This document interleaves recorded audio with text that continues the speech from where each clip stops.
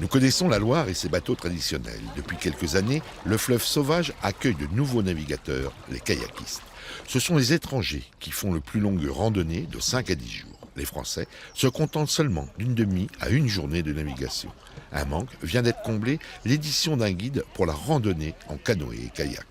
Alors, la Loire vue du fleuve, c'est donc un guide de randonnée nautique, tout juste sorti des presses, qui va proposer aux navigateurs, canoës, kayaks, ou même pourquoi pas aux promeneurs, de le guider du Puy-en-Velay jusqu'à l'océan. Jean-François, photographe et kayakiste, a commencé ce travail au siècle dernier, dans les années 1998-1999. Plus de 10 ans à sillonner le fleuve et à noter son comportement. On travaille sur un linéaire finalement quand même assez étendu, c'est-à-dire 800 km quasiment de Loire, avec une Loire très très changeante, c'est-à-dire entre la Loire des barrages et la Loire de l'estuaire, c'est complètement des paysages différents. Livre de la randonnée sur l'eau où le voyageur y trouvera des fiches concernant la navigation, mais aussi une approche de la faune et de la flore.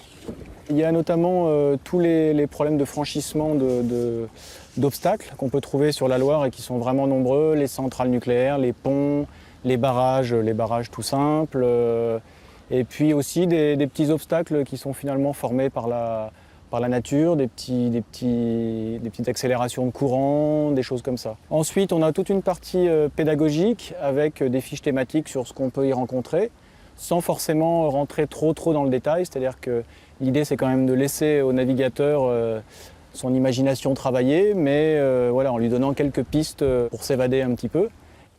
Cette Bible du navigateur ligérien est presque une invitation à un voyage spirituel. Une espèce de Compostelle du canoë, c'est-à-dire de partir de Roanne, qui est quasiment le début de la Loire navigable avec un canoë ouvert, et puis d'aller jusqu'à l'océan. Donc là, c'est autant une aventure intérieure qu'une aventure physique et sportive, disons. Parution qui tombe à pic avec le développement touristique du fleuve Royal.